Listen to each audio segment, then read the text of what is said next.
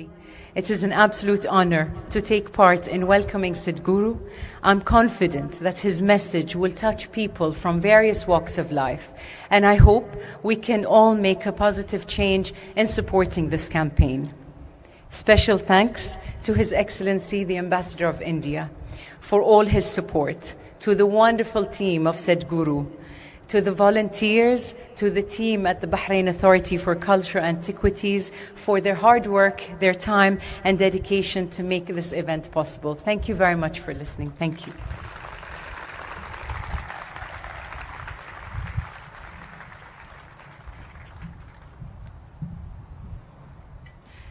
شكرا الشيخة هلا على هذه الكلمة الجميلة. الهند الحاضرة دوما في الحراك الثقافي والاجتماعي البحريني. لها الكلمة عبر سعادة السفير الهندي، فليتفضل.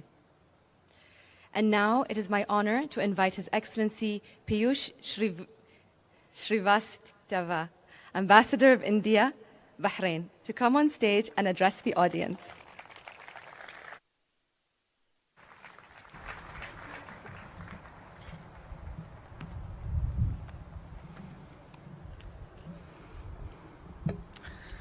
Thank you, Honorable Sadhguru Ji, Your Excellency Sheikha Hala bint Mohammad Al Khalifa, Director of Bahrain Authority for Culture and Antiquities, Excellencies, distinguished guests, dear members of India community, friends from media, ladies and gentlemen, Namaskar, Assalamu Alaikum, good evening to all of you.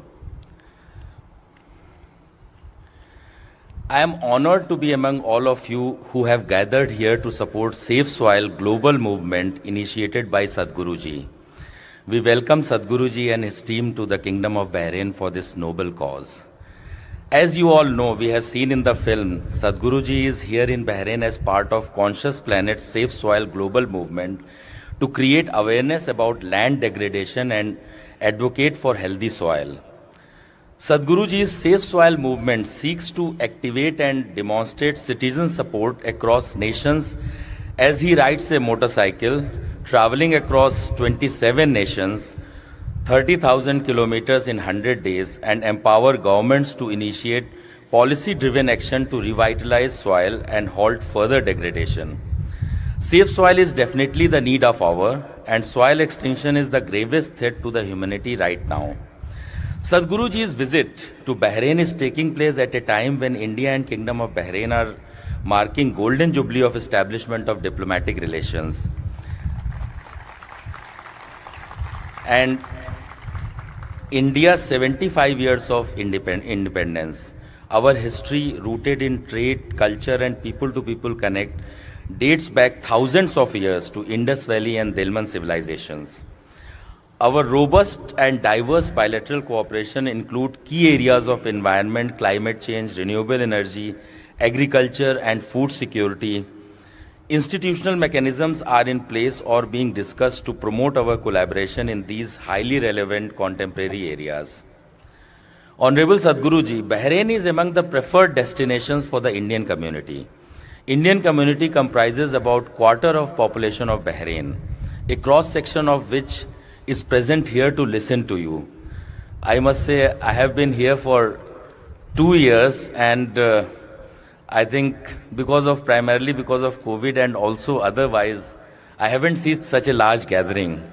Thank you all for coming in such a large number, taking time from your busy schedule. Sadhguru Ji, it's a vibrant and dynamic community which has contributed to the economic development of the kingdom. Our community is witness to the liberal and welcoming society of Kingdom of Bahrain. This small island has welcomed the Indian community and all expat community with really a big heart. The vision and policies of peaceful coexistence of the leadership and government of Bahrain have provided a conducive environment to the Indian community for them to excel professionally as well as to live happily, peacefully and comfortably in the kingdom. I take this opportunity to convey our thanks and gratitude to the government of Kingdom of Bahrain for all the assistance and support extended for the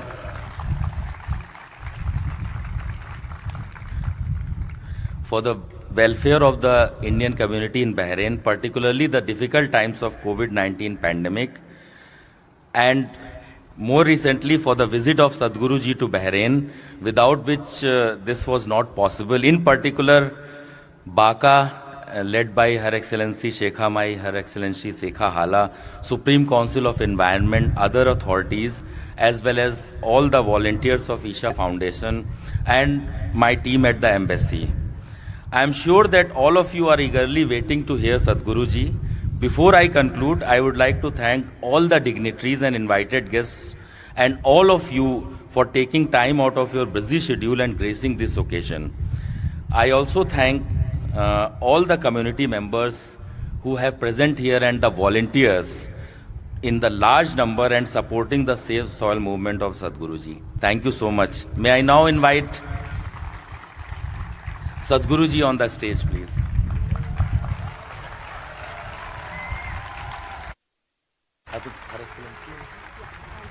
Her Excellency Sheikha Hala. Yeah.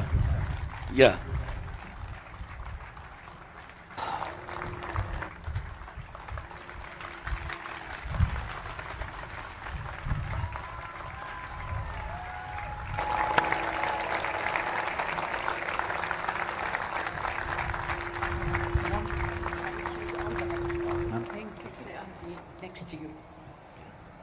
I'll hold the English side, okay? I hold the Arabic one.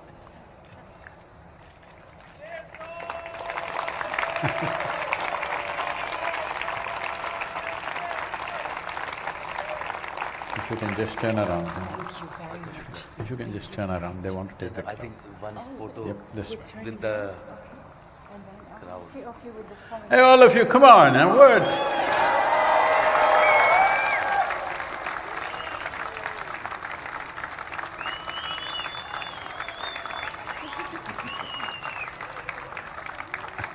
Thank you. Thank you. Thank you. Stage floor is yours, Sadhguru ji.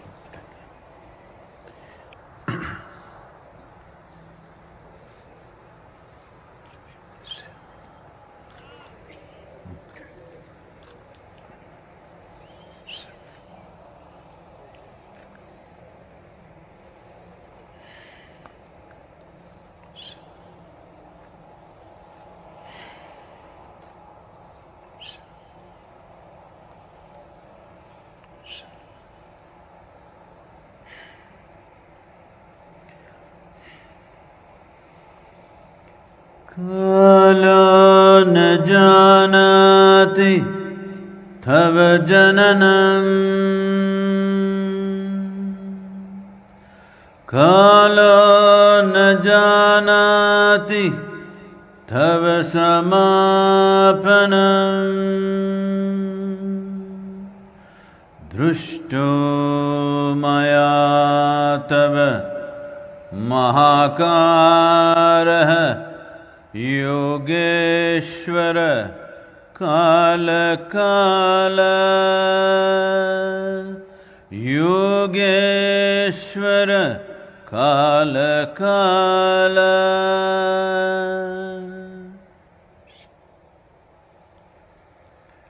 Namaskaram and good evening to every one of you. Well,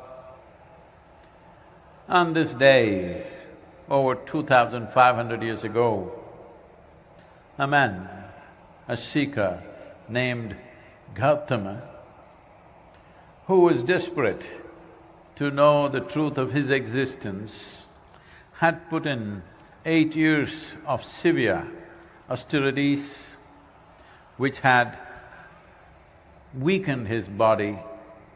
He was literally on his last legs of fasting and hurting his body in so many ways.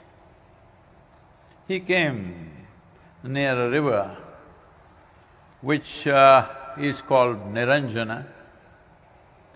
Unfortunately, that river doesn't exist anymore. We have killed many rivers in Indian subcontinent, this is one of them.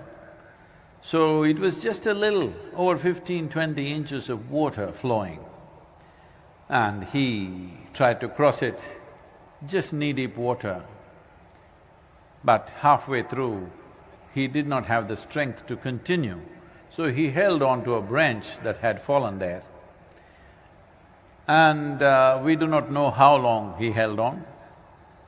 People say it was a very long time, but in his weakness he might have… even a few minutes might have felt like a long time. But he had no strength to take the next step. At the same time, he was not the kind to give it up.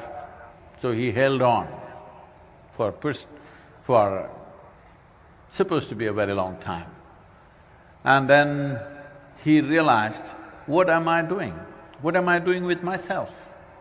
To know the nature of who I am, why am I walking all over the place, doing all kinds of difficult things and torturing myself in so many ways, when all I have to do is turn inward? That gave him the strength to take the next few steps, and then he went and sat under that now very famous tree called the Bodhi tree. This was on this day, the full moon is on, today is Buddha Purnami. It's wonderful we are together here on this day. So he sat there, literally last few ounces of strength of his life left within him, sat under this tree. This tree has become very famous now, more famous than him, unfortunately. So he sat there, made up his mind, either I must know the truth of my existence or I will pass this way, I will not get up till I know it. He just sat down with that determination. That day became the blessed day where Gautama became a Buddha. What does becoming a Buddha mean? The word Buddha is not his name. There were many Buddhas before him, there are many after him, there still are many. Bhu means buddhi or the intellect. Dha means dada, one who is above. One who is above his intellect is a Buddha. Well, if you are below your intellect, in India, they will call you Buddhu. If you are in the intellect, you are a non-stop suffering human being. Yes, human beings are not suffering anything other than their own intelligence. The sharpness of their intelligence is cutting them into pieces. Hello? Hello?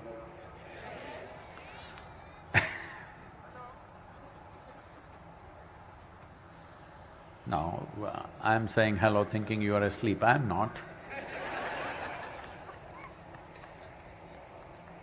The only thing that's torturing a human being is their own intelligence. If you had the brain of an earthworm, you would be very peaceful and also eco-friendly. Now with this intelligence, everything seems to be a problem. Whatever you give to a human being, they make a problem out of it. This phenomena of human intelligence, unfortunately, has been more a source of trouble than well-being for most human beings, because every aspect of their life they suffer in many, many ways, not because there is something wrong with their life, simply because they do not know how to manage the complexity of their intelligence, the sophisticated intelligence that's been endowed upon you. Why has it become like this? Buddha means one who is above. If you are above your intellect, if you are above your thought and emotional process or your psychological process,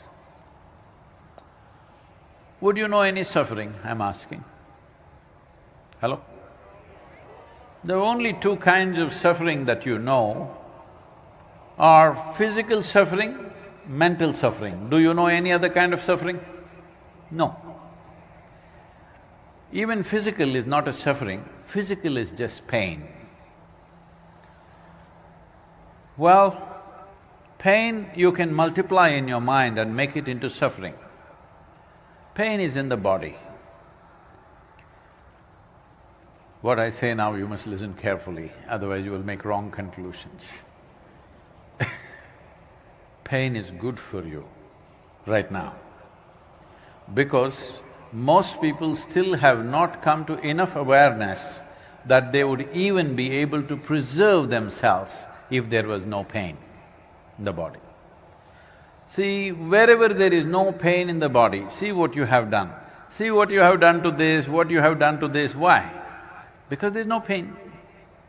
Suppose there was no pain in your nose, in how many ways you would have cut it in the name of fashion? Hello? You think they wouldn't? Even now, in spite of the pain, they're doing it. If there was no pain at all, as a part of the fashion, you would pull out your stomach bag and intestines on the street and walk like this. Pain has preserved you, yes or no? So, pain is good for you right now. But suffering is something that happens in your mind because you will multiply the pain in your mind. What happened 10 years ago, you can still suffer, yes? What may happen day after tomorrow, you can already suffer. You're quite an expert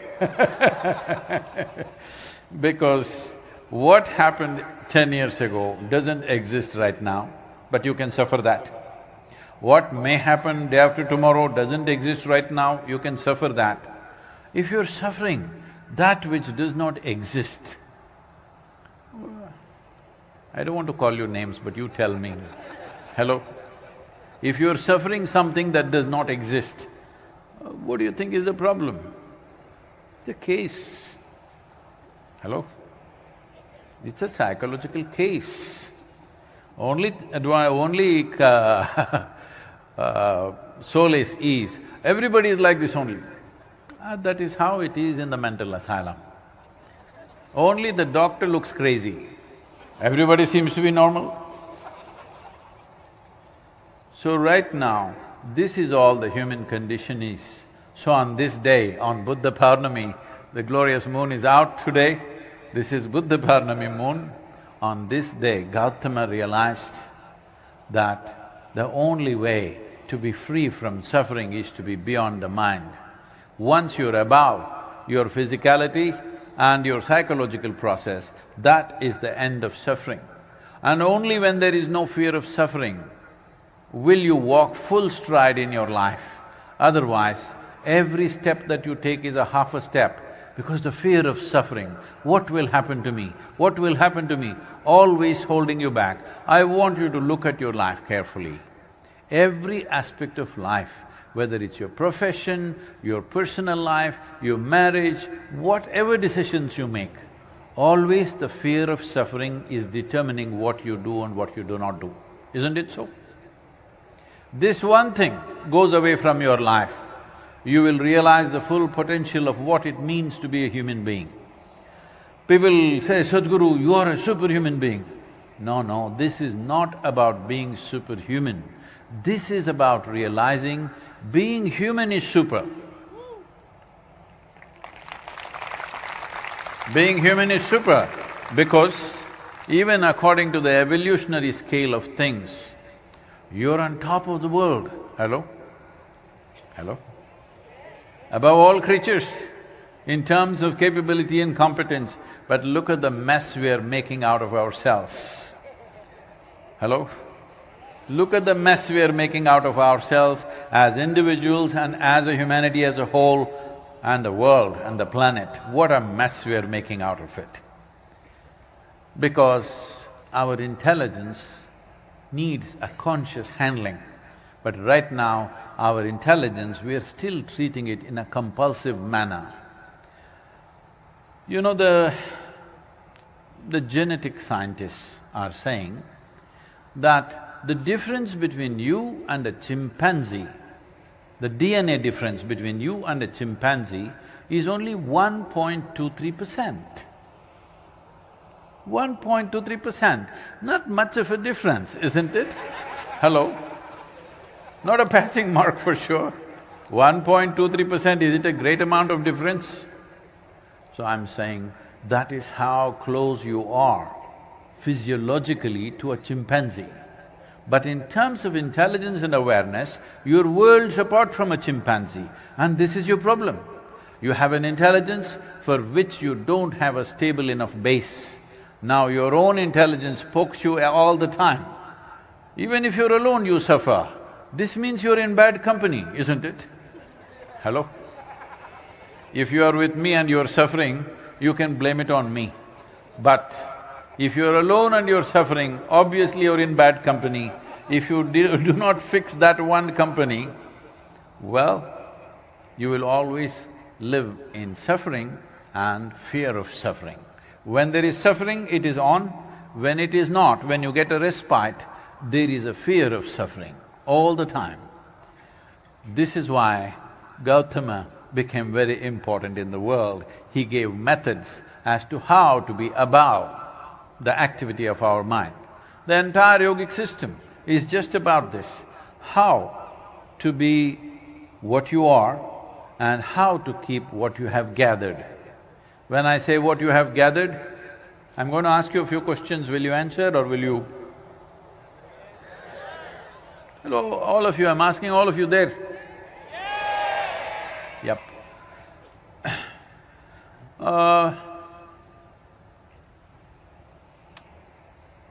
Whatever clothing you're wearing, is that you? It is yours, I will not dispute it for now. One day a dispute will come about that also, but right now we will not dispute it, this is yours. Whatever jewelry you're wearing, is it you? No, it is yours, we will not dispute that. That's dangerous. When you were born, you were only this much, huh? Now you gathered this much body, so you obviously gathered it. Is that yours or is it you? Hello? The very body that you carry, is that you or is it yours? It's me and mine, this is a clever ploy. Me and mine. See, anything that you gather, right now, this is a very famous vessel, now I will pick this up. It's famous because it's traveling with me, you know. It's not done anything significant, but… Now I'll pick up this vessel and say, this is my vessel. You will think, oh, Sadhguru seems to have some problem. But let us listen, everybody says he's very wise. After some time I say, this is me, then you will say, let's go. Because this is dangerous. Because the moment somebody claims that which is not you as myself, there is a serious issue, yes or no? This you're doing every day. Food appears in front of you, food appears upon your plate, you say, this is my food. You eat it, then you say, this is me. There's a serious problem here. Your body, you gathered over a period of time, yes or no? What you call as my mind is a heap of impressions. This also you gathered over a period of time, yes or no? So what you think is you is actually what you gathered. What you gather can never ever be you, it can only be yours at the most. So this body, this mind, if this is not you, what the hell are you? This is what he went on searching, Gautama. He's not from moon, he's from this planet, because yesterday Shekhar was pointing about every wonderful girl around her and saying, this is an angel. I said, don't say this, these are all wonderful human beings. There are wonderful human beings in the world, hello? Everybody who is wonderful, if you change their origin from somewhere else, now there'll be a problem. Human beings will have no aspiration to be wonderful. You know, we are a volunteer organization, over 5,600 full-time volunteers and over 17 million part-time volunteers, so every day people have issues. What are they clapping? I'm talking about my problems and they're clapping. Because running a volunteer organization means nobody's trained for the job. Very enthusiastic. They're always on the go, enthusiastic, but they don't know what to do. And you can't fire them for inefficiency because they're volunteers. You run something like this, you will go mad. So here things will be happening, we are like 7 days of the week, 365 days, nearly 18-20 hours a day, every day. So a lot of things happening. So somebody will come up almost every other day and say, Sadhguru, I can't work with this person. Oh, she's horrible, I can't do this, that guy is like that, this guy is like this, I can't work with them. Then I tell them, see, this is the kind of horrible people that exist on this planet. Like this one, like that one, like that one, like that one. These are all the horrible people we have. But if you see that what you're doing is very significant, you have to work with these horrible people. But if you want to work with perfect people, you must go to heaven and today. Hello? Because the problem is not about whether somebody is wonderful or not. The problem is just about, can you get the best out of people around you? Huh? Hello? For this, to get the best out of everybody around you, first and foremost thing is, can you get the best out of yourself, first of all? I want to set a standard for you, will you be okay? Hello? Should we set a low standard for you or a very high standard for you? See, high means a lot of climbing, difficult. High means places where you have not been. I don't want to torture your life like that.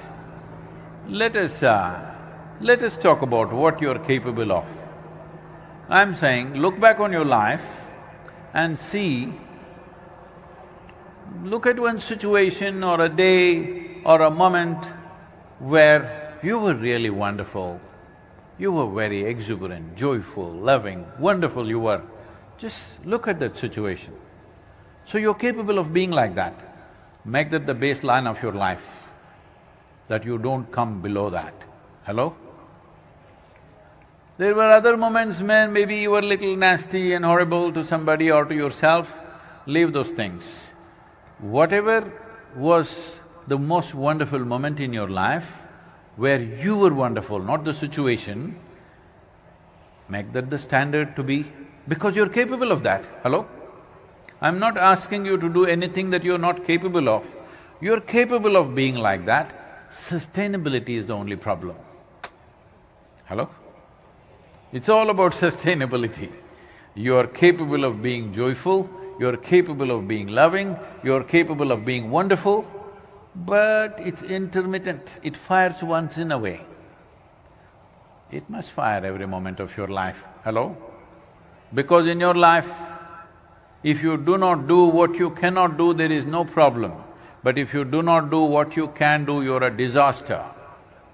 Yes or no? What you can do must happen, isn't it? What you cannot do, it's okay. What we cannot do will not happen, it's all right. I'm not asking you to do the impossible. What you're capable of must happen. Many, many times, you have been very wonderful. Hello? Hello, hello? Just make that the standard of your life. What are you waiting for? Because as you're sitting here, I don't know, you came and sat here at 7:30 or 8 o'clock? 8 o'clock. 6 o'clock, don't tell me. Okay, we will count from 8 o'clock because I came at 8 o'clock. Since I came here, both you and me are 1 hour closer to our graves. Hello? Yes, we are. Because what is ticking away is not the clock, what is ticking away is your life. If you are conscious of this, if you are conscious that your time, your life is running away like this. See, in southern India, when somebody dies, we don't say he died. We'll say kalamai tanga. This means his time got over. Perfect, isn't it? Actually, time got over, what else? All that happened is time got over, isn't it? And time gets over for all of us. If you do little inner engineering, we'll teach you how to kick the can a little bit, but still you will die. Yes, it's very important that you should know this. We can teach you how to postpone it a little bit. There is no technique to avoid it. You know this, all of you? No, I just want to check, am I talking to mortal human beings or immortals?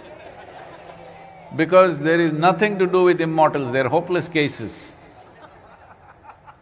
Once they become immortal, they are absolutely hopeless because you can't talk to them. Hello?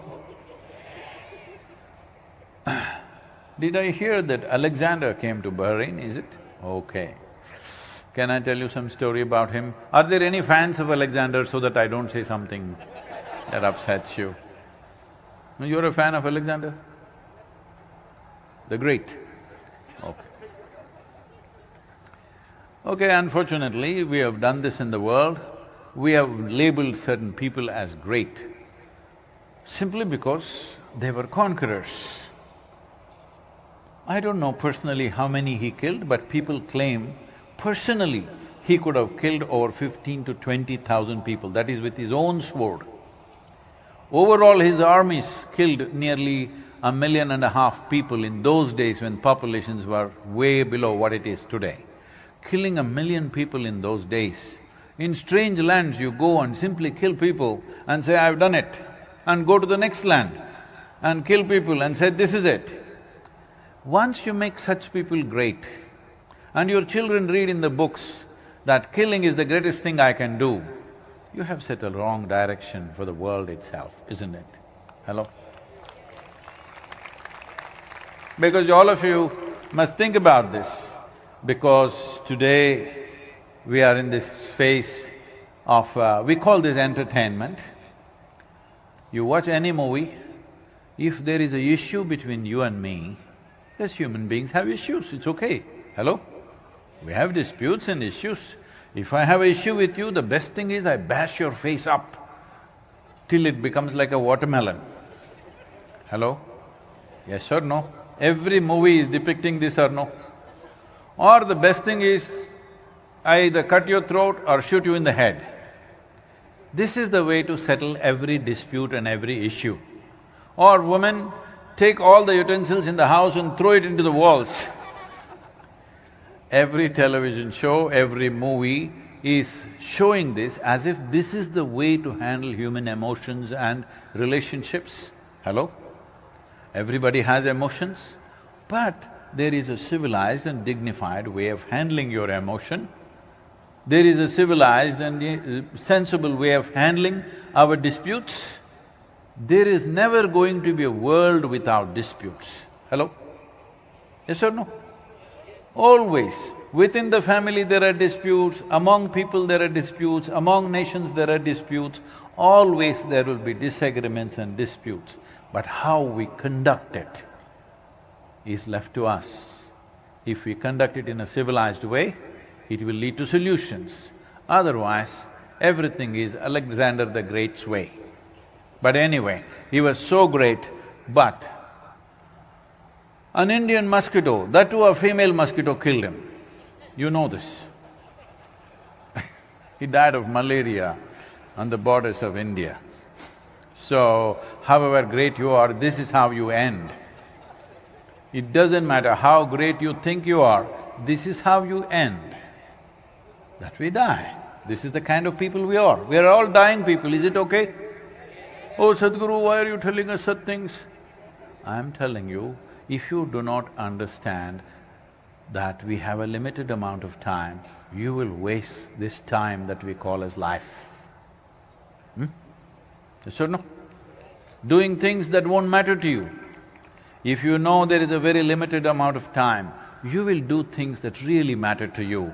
And that's important, that in your life you're doing something that genuinely matters to you. Otherwise, you will do all kinds of silly things that don't matter to you. And anyway, I'm just telling you, revealing a secret to you, at the end of your life, there is no container service No, those of you who have converted your homes into warehouses, I'm just telling you, there is no container service. You come with nothing and go back with nothing, and it's great.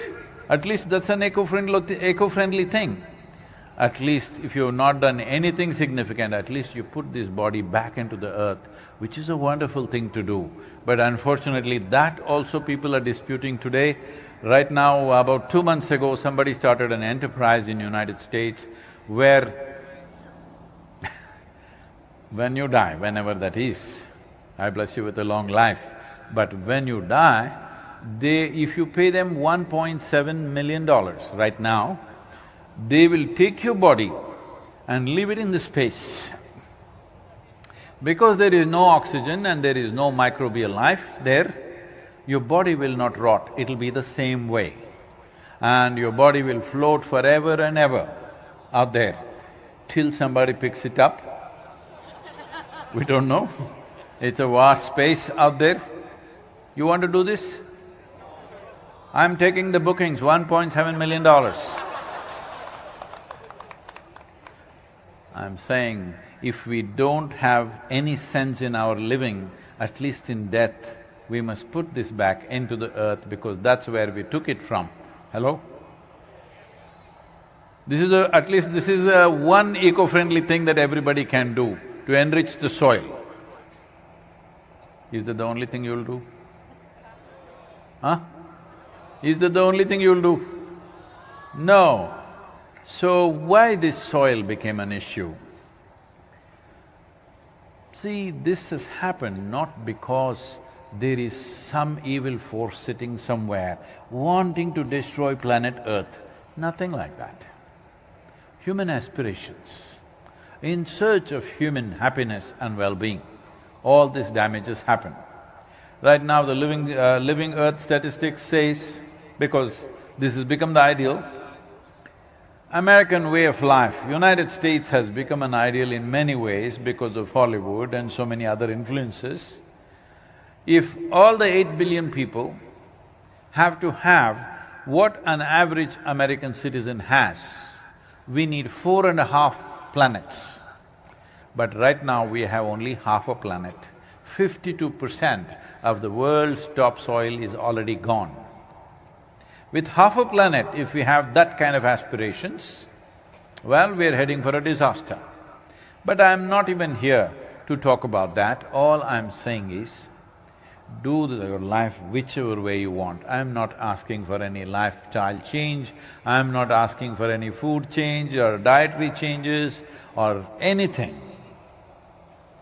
Because soil is in such a precarious condition where we are talking about soil extinction. At this point, we don't want to divide the humanity, we need every one of them.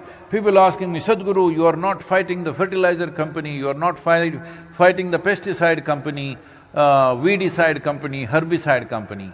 No, the only thing I'm fighting is the suicide company.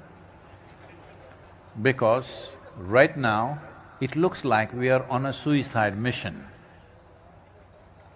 I'm only against the suicide. Everything else can be handled later, because right now, it's the death of the soil that we are debating. If the soil dies, all the other aspects will be meaningless. Is it even possible that soil can die? Yes, because soil is alive because of microbial life. What does microbial life mean? See, right now 60% of your very body is microbial life, only 40% is the genetic material from your parentage, 60% is other life. Compared in numbers, from the number of human cells you have and the microorganisms that you have, if there is an election, they will win, flat out, because they are 60% population in your body. Because your body and your life right now is a consequence of what is happening beneath your feet. It looks the way it looks, but it's alive. It is the largest living system, not just on the planet, not just in the solar system, in the known universe. The largest living system is the soil or the topsoil of this planet, which is just 15 to 18 inches. This much soil around the world is the basis of life on this planet, just this much soil. 15 to 18 inches of soil contains zillions and zillions of life forms and millions of species. Every year, on an average right now, according to UNFAO, we are losing about 27,000 species of organisms are going extinct per year. At this rate, if we go, in another 30 to 40 years' time, we will reach a point where regenerating the soil will either become extremely difficult or nearly impossible. And once it reaches that point, what will happen to human life on the planet is unimaginable. We don't even want to imagine that because that's going to be terrible. But before that, many things could happen. Right now it is expected, because of soil degeneration, it is expected by 2032, about 3.5 billion people will be water stressed. That means their daily drinking water will be a challenge. Right now already about 1.85 billion people daily are struggling for their daily drinking water already in the world. It will reach 3.5 billion. Because of this, 1 to 1.2 billion people will start migrating, desperate for water. Well, when a billion people move, the amount of suffering that it will cause to individual human beings is another world. Especially women and children will get the worst. Whenever forced migrations happen, whenever unplanned migrations happen, whenever people end up in places where they don't know how to make a living, whenever they don't know the language, they don't have the necessary skills to survive in a given society, women take the worst. So women of the world must stand up and make sure this doesn't happen, because always when forced migrations happen, the worst comes to the women and children.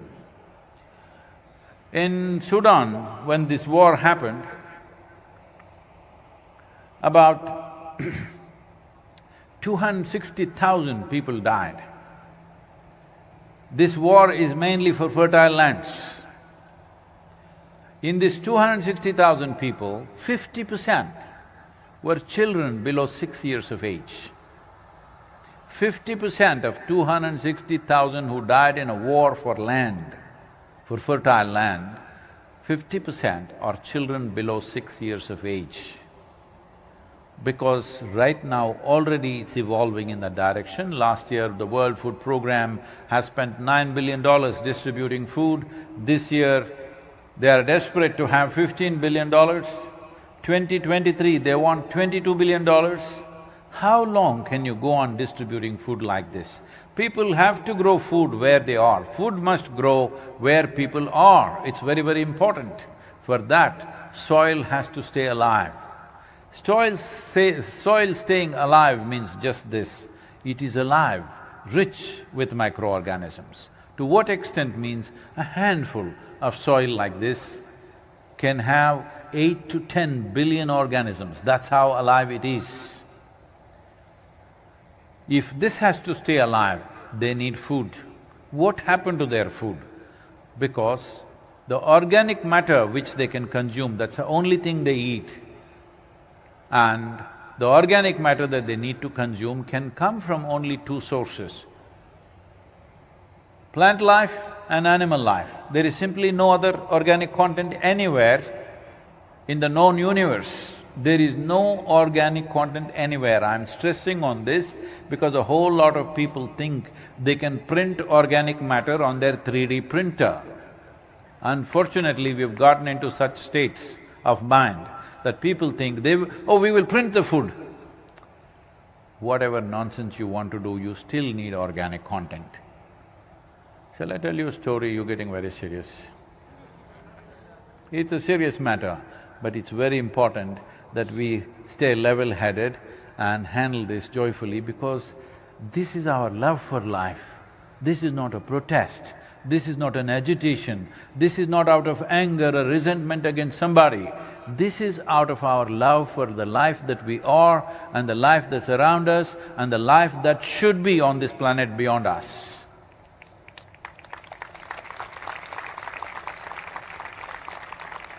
This happened in 2060. When?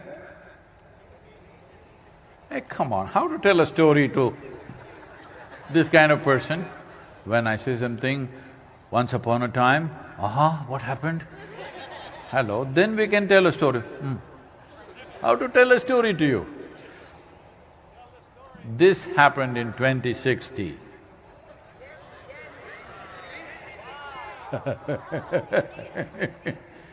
So a few scientists sought an appointment with God and they got it. Appropriate sounds must come. And they went there and they told him, "Hey old man, you done pretty well with creation, but everything that you can do, we can also do now, time you retire." God said, "Oh, is that so? What is it that you can do?" They said, "Look at this." And they dug up a little bit of soil, made a vague image of a human child, they did all kinds of stuff, and the child came alive. God looked at this and said, "That's very impressive, but first get your own soil." There is no substitute for soil. Whatever circus you do, there is no substitute for soil. We come from it, we live off it and we go back to it. There is simply no substitute for soil.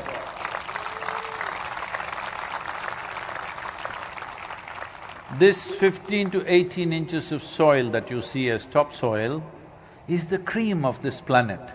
It has taken thousands of years to make this soil the way it is, for these lives to proliferate and get here. Even in terms of evolution, you have happened only because of this microbial life. Somewhere approximately 1 billion years ago, scientists say, whatever number of years, it doesn't matter, but one day, one very smart algae or a fungi came up with the fantastic idea how to cook food with the perpetual energy of the sun, and started cooking food using the sunlight. This is a phenomena that today we identify as photosynthesis. Before photosynthesis started, the oxygen level in the atmosphere was a shade over 1%. Today it is around 21%. This is why you and me are breathing. You and me are alive right now because of 21% oxygen. Even with a mask on you can breathe, because it's 21% oxygen. If it was 1%, you think you and me would be here? So this is a consequence of the photosynthesis. But what has happened to photosynthesis? In the last 1,000 years, we have reduced photosynthesis by 85%. 85%. What's our plan? I think we are on a suicide mission. Hello? So it is not about this side, that side, it's suicide that we need to avoid. It is suicide we need to ban in the world. Because right now it's fashionable, those of you who live in cities everywhere across, especially in western part of America, it's very fashionable. Everybody jumps up and says, organic farming. They never walked on the land, they don't even know how it works. Here we have a wonderful farmer sitting here in the front row. People who worked in the land, they know how backbreaking and heartbreaking it is to work on degenerated soil. People will say organic farming. Well, I want you to know this. Today, if we get rid of all the fertilizers, pesticides, whatever sides they have, everything, our food production will come down to 25% probably in the next 6 months to 8 months. That is the worst disaster you will unfold on the planet. So let's not talk fanciful things that you don't know. It's best that you don't talk about it. All you know now is that soil is dying and we are killing this because they have no food to eat. Something, a leaf or an animal waste, something needs to go into the soil. There are no animals on the land, there are no trees and plants on the land will die because organisms have nothing to eat, they need organic material to consume.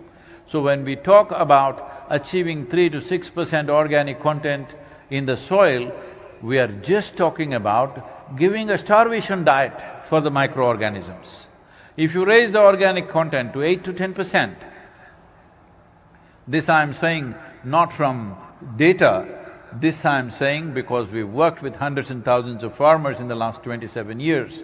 If you raise this to 8 to 10%, your irrigation requirement will come down to 30% of what you're using right now. If you're using 100 liters of water, it'll come down to 30 liters of water because soil's ability to hold water is greatly enhanced once the organic content and the organisms are active.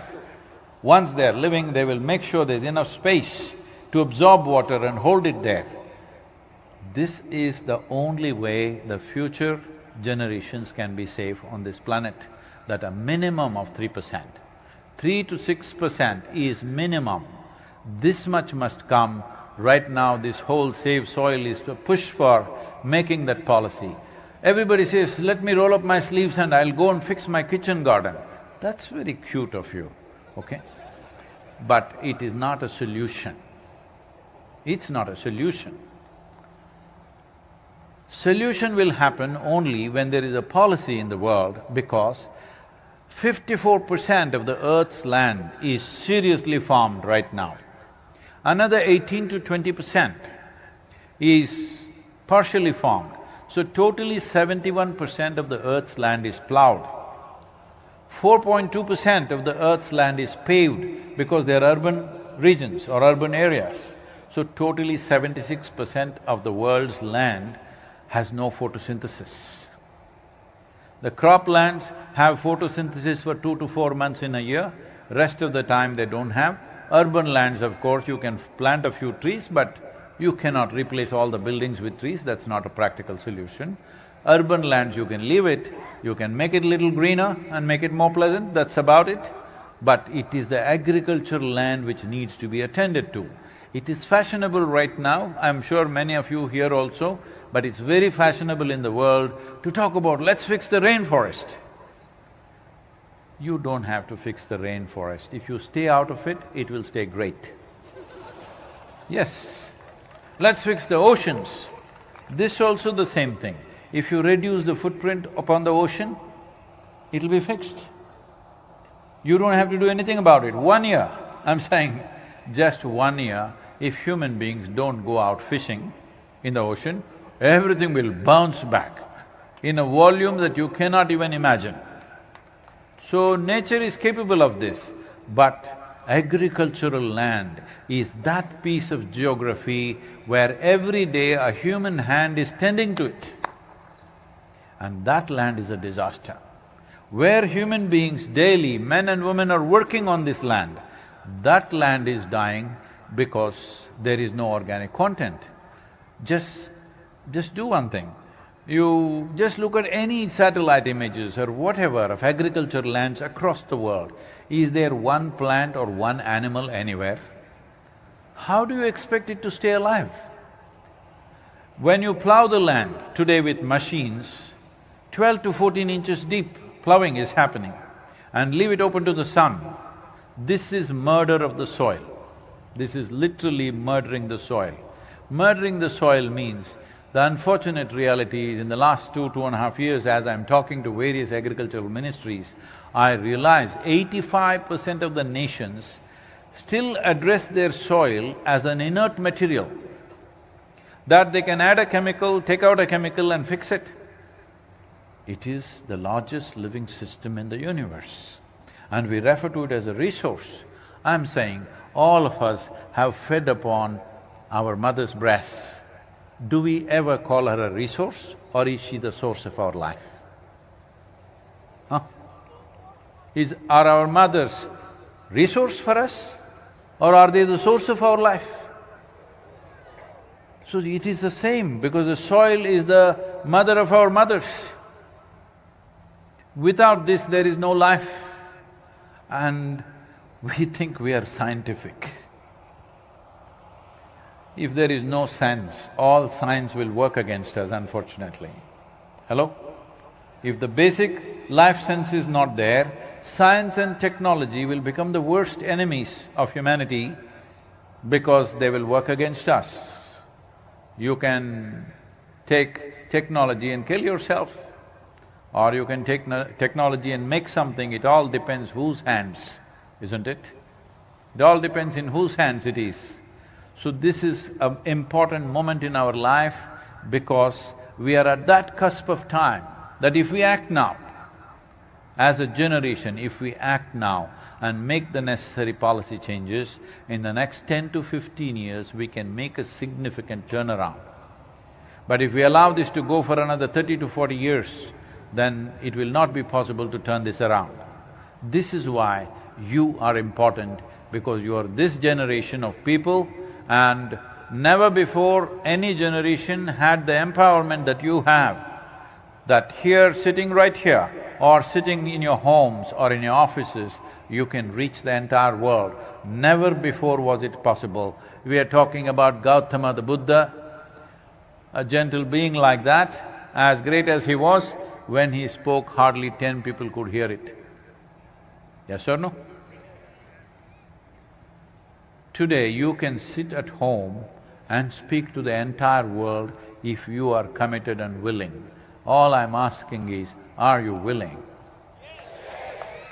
If you're willing, this many people, nearly 6,000 people sitting here,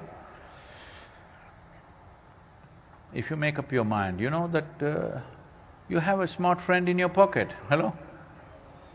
Huh? Smarter than you? Must be, because unless somebody is smarter than you don't refer to them as smart, isn't it? All right, you have this very smart friend in your pocket. This is a powerhouse. If you use this right, just these people… See, right now, they are telling me the metrics. Since 21st of March, since I started this journey in London, or little before that in Caribbean, nearly a little over 2 billion people could have spoken about the soil aspect. Before that, 4 months ago, the word soil was not heard of. When I started in London, a journalist came to interview me and said, "Sadhguru, why are you taking soil? You think the world will respond? It's a most unromantic thing, it's not like you, take up something, save the sky." Soil, why? Well, since then, over 2 billion people have spoken, but that's not enough. I need 3.5 to 4 billion people to speak so that we can compel every nation in the world to make the necessary policy. Just all of you here, 6,000 people, if you make up your mind, you can do that 2 billion. What is it? Your hands will stay busy like this or will you get like this? Hello? Use the skills that you have, use the knowledge that you have, use the technologies that you have and make this happen, because if we don't do this now, in another 20 to 25 years, we will be a very regretful generation. I don't want you to go there, nor do I want to go there, nor do we want our children to go there. Hello? This is our moment. As a generation, what we do. Is sleep a crime? Sleep. Is it a crime? No. But if you sleep through your life, you will become a disaster. And disaster is always worse than a crime. Hello? So let's not sleep through this. I am not asking you to go and fix all the soil on the planet. I am just asking you to raise the voice and keep it up, and I'm giving you a serious discount, 55% discount. When I started in London, I was telling everybody 100 days. Now I'm saying 45 days, 55% discount, you can't say no to me. Hello? Hello? Are you on? Can I treat you as an earth buddy? That means minimum 15 to 20 minutes a day you spend every day consciously spreading the message, not about me, about the soil. This is the important thing, because this is the mother of our mothers. Everybody that we know came out of this. Whether it's a worm or an insect or a tree or a bird or an animal or a man or a woman, everybody came out of this. Yes or no? If we destroy this, we are destroying life on the planet, and this is a crucial moment in our life. Right now, nearly 72, 73 nations have already expressed their intent to make soil policies, which is significant. And I just addressed COP15 in Abidjan, in Côte d'Ivoire, in Africa, and there has been a very positive receptivity out there. 197 nations, including European Union, CARICOM and Commonwealth nations, all of them were represented. If they are also pushing it from UN agencies, but without the people giving a mandate, most nations cannot take those decisions, because most nations in the world today are democratic. What democracy means is, you give them a mandate only for 4 years or 5 years in some nations. So you elect somebody for 4 years and you expect them to do something which will bear results after 15 years? Hello?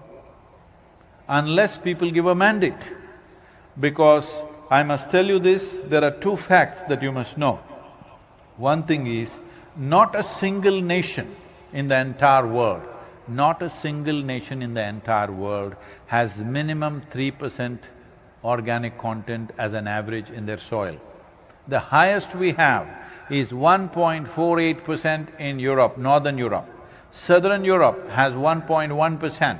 United States has 1.25 to 1.3%. Africa has 0.3% as an average. India has 0.68%. This is an unfolding disaster. Not a single nation has minimum 3% organic content. So this has to be made into an incentive-driven policy. Every farmer who gets his field into 3% organic content, he must be given a certain incentive, a financial incentive, because we have reached a place where farming is not something that nobody wants to do. We are going there. In India, 63% of India's population is in farming right now. When we did a certain survey, we found out not even 2% of the farmers in the country want their children to become farmers. Why? Everybody wants to pile up into a city because it is heartbreaking. It is not lucrative to be doing farming. Unless we make it this way in the world, a farmer will earn, if not more, at least as much as an engineer or a doctor or a lawyer or whatever other professions which drive people to cities. If we don't do this, the food security of the world will suffer immensely. I'm asking, taking India as an example, in 25 years' time, if only 2% of these people are going into farming, you think you can manage to feed the population? This is true with the entire world. The same is true with the entire world. In some places it may look stark, in some places migrations are already leaving lands empty and walking away. If food was growing on the land, would anybody drag their families through unknown terrain and take them somewhere else? Do you believe that? If the soil was rich and it was possible for them to grow food on their lands, will they take their women and children and drag them through all kinds of places? Nobody will do that. So this migration is a serious issue, and the root is soil degeneration. And another important fact you should know is, not in a single nation around the world has ever 60% of the population and stood up and expressed their concern for long-term well-being of the nation or the future of their children. Can you believe this? Not in a single nation. They will talk in tea parties and dinner parties like it's some kind of an entertainment. Ecology and environment has become the biggest entertainment in the world because this is what people discuss in dinner parties and tea parties, and of course they don't do anything about it. So a time has come where 60%, at least 60% of the adult population should stand up and raise their voice and keep it raised. 55% discount for you. 45 days, will you keep the pitch up? If you do this, making the policies happen at the government levels, we are working in various different ways.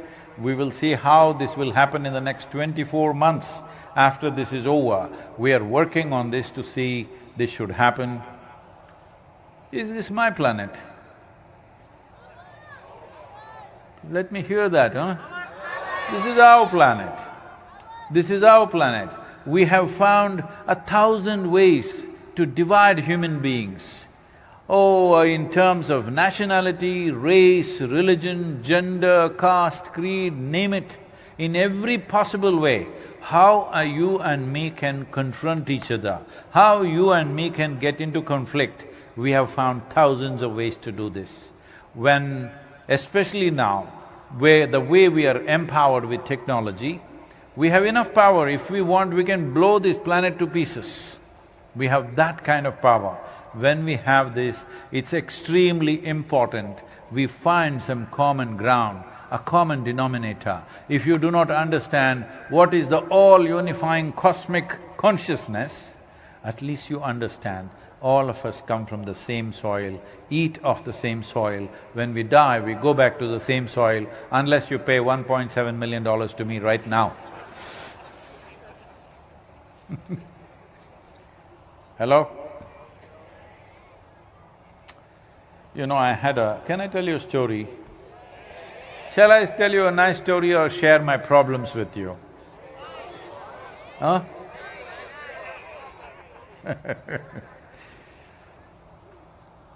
I had a great-grandmother who died at 113, 113 years of age, because she just refused to die.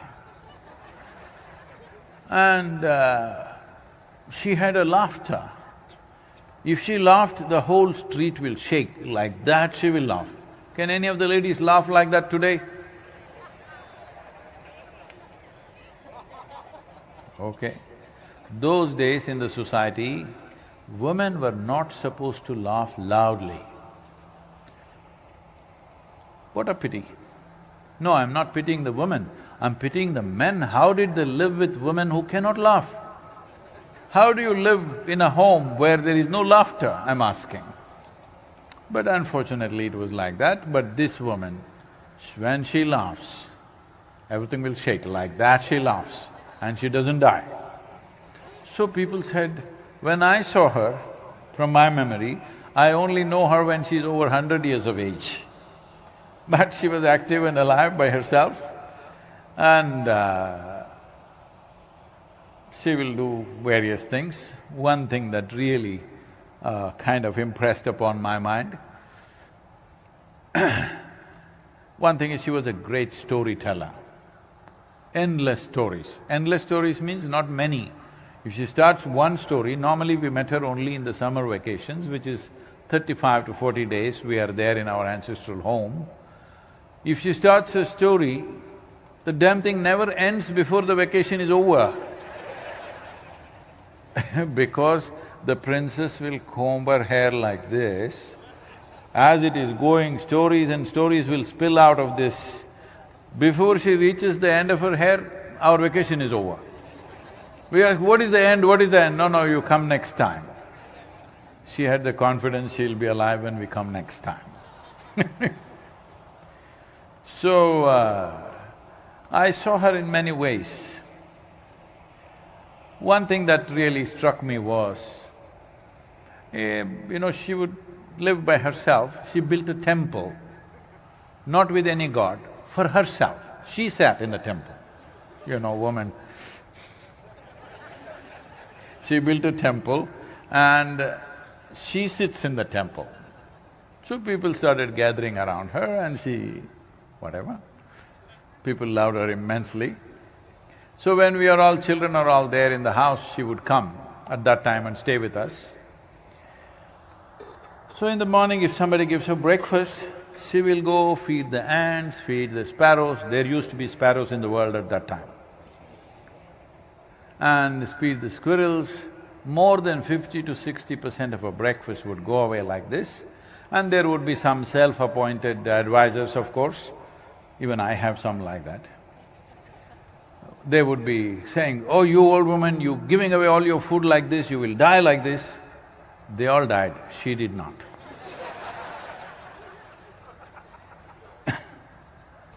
So she would be sitting there and the ants are eating her breakfast. She would be watching it, tears flowing down her cheeks. I am like 4.5, 5 years of age, I see the ants.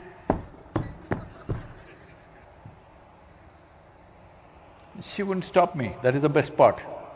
She's feeding the ants, I'm killing them, she won't stop me. Then I ask, what's the problem with you? Why are you so emotional about these ants? My problem is I'm a little boy, they get up all on my legs and you know, probably you've not had an ant bite for a long time. You must try it.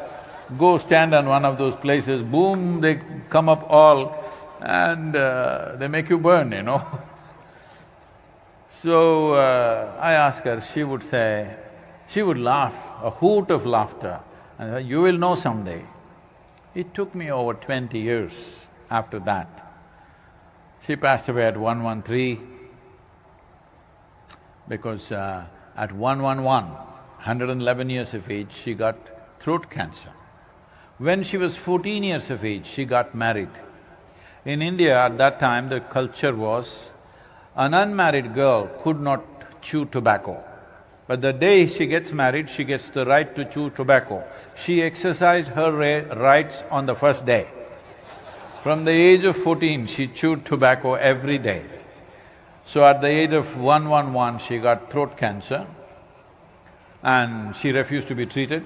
She did not even take painkillers. She was in enormous pain, this was like this, she was in enormous pain. But she just sat there. She couldn't eat anything for months, she just drank something, some rice gruel which was made very light, she would just sip that and simply sit there. She couldn't speak, this whole thing was swollen like this, but she just sat there. At 113, sitting down, she passed away. So, when I looked at this, she feeding these ants and tears would be flowing and she would be so blissed out just watching the ants eating. It took another 20 years. One day I was just sitting… Anybody familiar with Mysore city? Oh, Namoru Mysuru.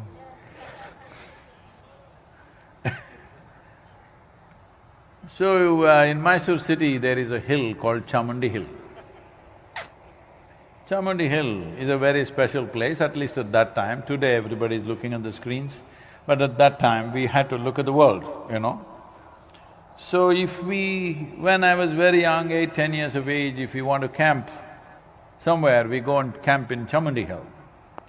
We want to do trekking, we go and trek in Chamundi Hill. It was big enough for us when we were little. And then when we grew up, we cycled up Chamundi Hill. Then we motorcycled up Chamundi Hill. We want to test motorcycles, we ride up Chamundi Hill. We want to have a party, we go to Chamundi Hill. If we fall in love, we must go to Chamundi Hill. If you fall out, you have to go to Chamundi Hill. If you have nothing to do, you go to Chamundi Hill. So I was busy with my businesses that I had started. Somewhere in the afternoon, I got an hour-and-a-half break one day. Not even thinking of going there, simply I rode up Chamundi Hill. Because I was so familiar with the hill, I know the hill in and out. So there was one big rock. Today, people have marked it and a lot of people are going there. I parked my motorcycle, climbed up and sat down. My eyes were still open. Suddenly I did not know which is me and which is not me. What was me was just all over the place. I thought this happened for about 5–10 minutes or maybe 10–15 minutes. But when I came back to my normal sense, About 4.5 hours had passed. For the first time in my adult life, tears, me and tears were impossible. Tears, to a point my shirt is all wet. And every cell in my body is dripping ecstasy. Initially, I am a super skeptic. I shake my head and think, what the hell is happening to me? Maybe I'm going off my rocker. Then I ask my closest friend, something is happening to me, I'm just feeling blissed out all the time. I think, come on, what did you drink? What did you pop? Come on, you ate the mushrooms, you did this. I knew there was no context, there was nobody around me to tell me what is happening to me. All I knew was, I have hit a gold mine and I don't want to lose it. So I experimented with this and I realized, if I just keep my hands off my mind, every cell in my body bursts out in ecstasy. I experimented in many different ways, then I found this is it. I thought I have discovered something absolutely fantastic, and I could not imagine who in the world wouldn't want to live blissfully. Hello? Who in the world? Then I sat down and made a plan. I was 25 years of age. I sat down and made a plan. On that day, the world's population was 5.6 billion people. I thought, in 2.5 years' time, I will make these 5.6 billion people really blissful, because who would not want it? See, now it's 40 years. 40 years, look at this. 7 days of the week, 365 days, I've been on and on. People today say we've touched about 2.2, 2.3 billion people in the world. That's not my idea of the world. Today the population is 8 billion. So I know I will die a failure in my life, but a blissed out failure. Yes. So now, at age of 65, much wiser than I was 25, still equally blissful, but now much wiser. For SaveSoil, I am only asking you half the population, 4 billion. Will you make it happen? Let's make it happen, huh?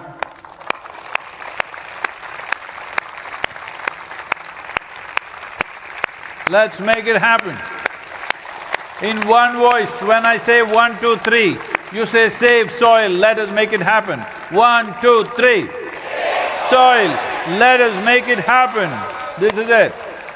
Because if people want it, when people want it, it must happen. Hello? The problem is, people have never stood up and said what really matters to them. Always talking about all kinds of nonsense that does not matter. You being a joyful human being, does it matter to you? Please tell me yes or no, otherwise I'll bless you. You being a peaceful human being, does it matter?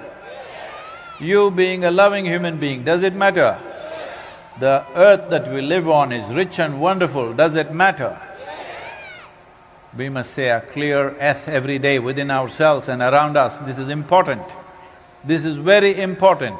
We are shy of saying things that matter to us, lousy things we will talk to each other. Hello?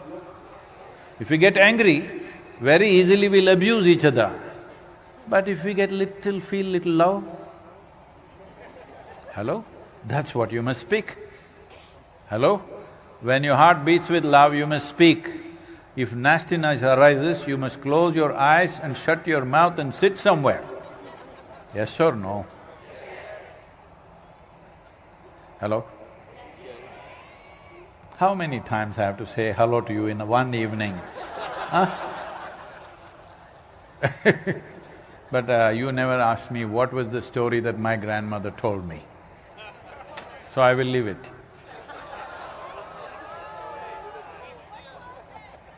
Okay. So, what's your name? I'm sorry, huh? Rashid. So, Rashid is a wonderful farmer in Bahrain, hard land to work on, but he's doing a good job.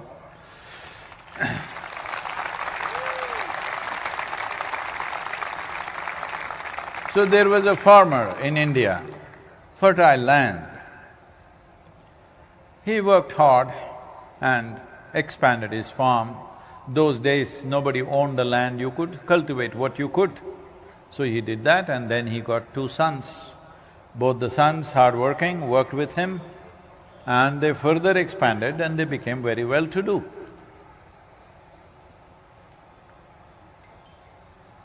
So, time passed, time for the father to pass on came. When he was on his deathbed, he told his 2 sons, because those days there was no culture of dividing the land, only dividing the produce.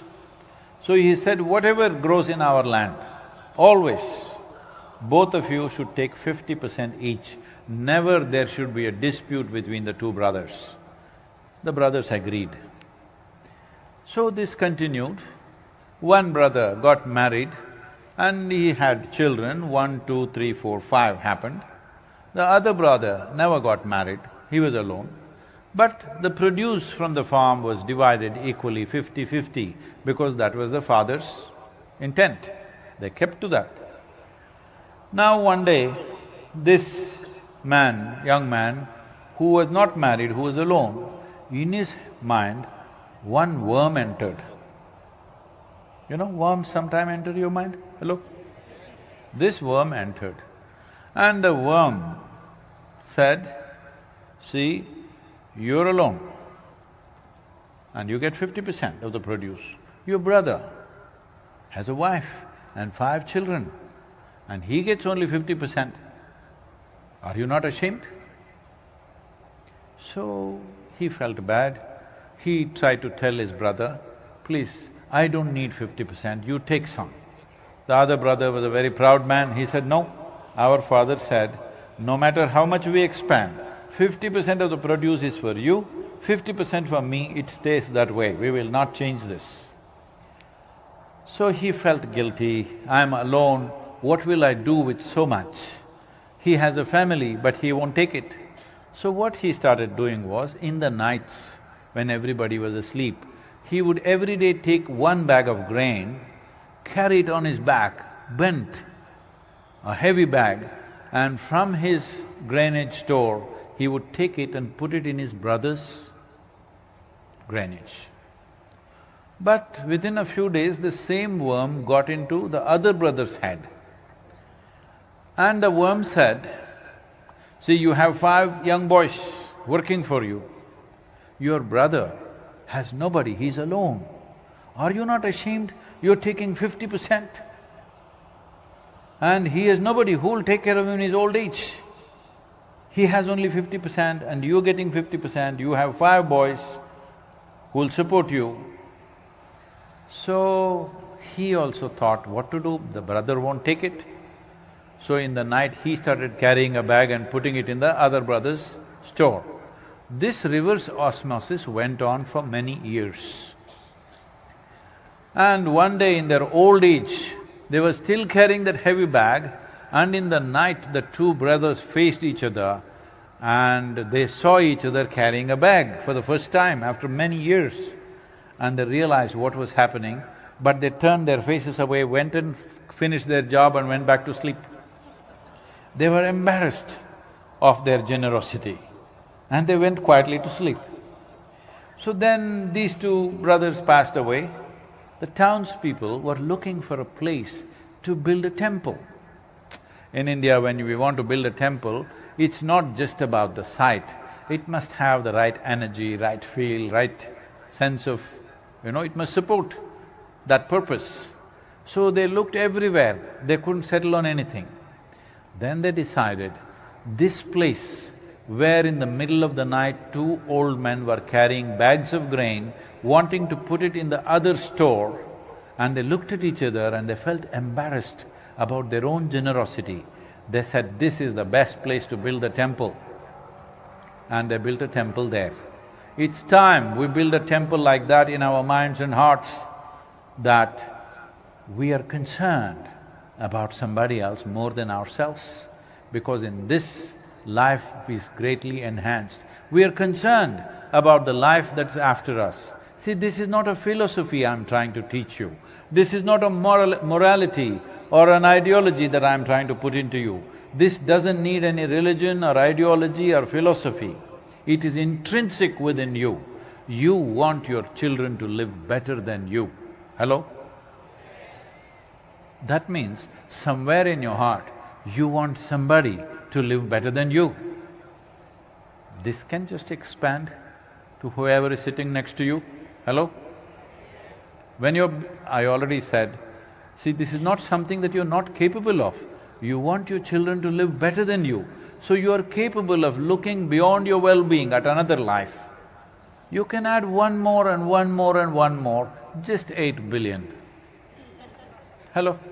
It's a limited number. We're not talking about some infinite number. You have computers, you have smartphone, you can calculate what is 8 billion. Yes or no? You can divide, multiply, do permutations, combinations with that. I'm saying you are capable of this. You are capable of looking beyond your immediate well-being and doing something in the world that is worthwhile. Right now, this is not even about generosity, this is about survival. Save soil, let's make it happen. Thank you very much. Thank you very, very much. Thank you, Bahrain, for the wonderful welcome you've given me. Thank you to all the people, the leaders, Sheikha, the ambassador and many others that I don't know by name. Thank you very much, every one of you, for who you are. And you are a small nation, you are not an agricultural nation, but I'm promising you this, I have never gone back on any promise that I made to anybody. I'm telling you this, all of you. Can you hear me? Hello? Those of you who are running away, can you hear me? I'm saying, if I hear the voice of Bahrain across the world in the next 45 days, within the next 18 to 20 months, I will visit Bahrain and offer a spiritual process to you. How is that? That's a promise I will keep. You must keep yours. Let's make it happen. Let's make it happen. Thank you. Thank you very much. Our deepest respects. Normally these events are full of music and celebration, but in absolute respect for the passing of the ruler of Abu Dhabi and the president of UAE, who has been a visionary and leader who's been immensely loved by his people and everywhere around. The incredible thing is, India has declared one day of mourning for UAE. This has never happened before. Wonderful. Thank you very much, all of you being here. Namaskaram. Namaskaram. Sadhguru, this is on behalf of the National Museum of Bahrain, who would like to thank you.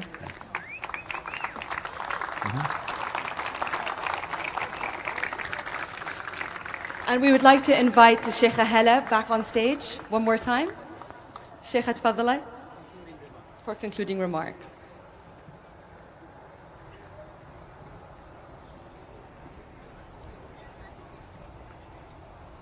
Do I look Arab enough, huh? Come on. I just couldn't fix my headgear.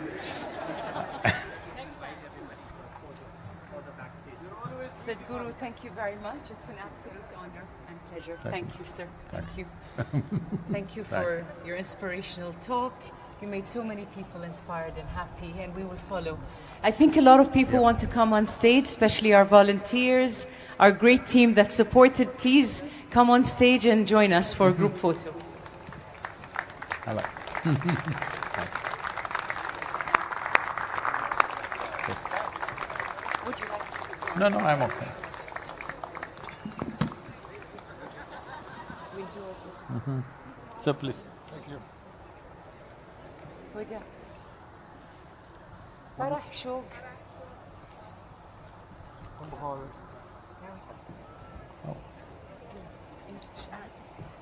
Up to you, Sadhguru. I'm okay. Okay, great.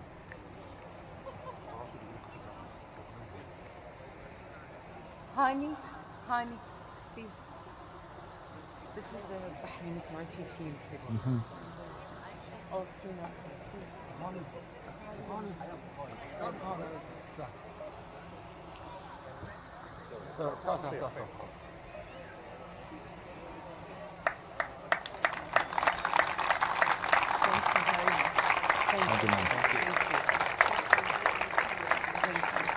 Thank you, sir.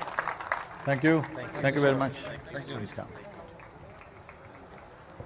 Thank you. Come, please.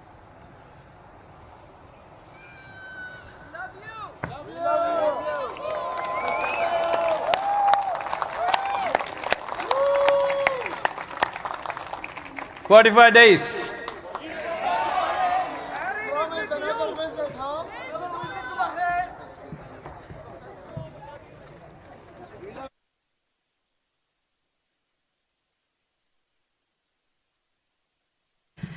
We would like to thank Devji Jewelers, Kewal Ram,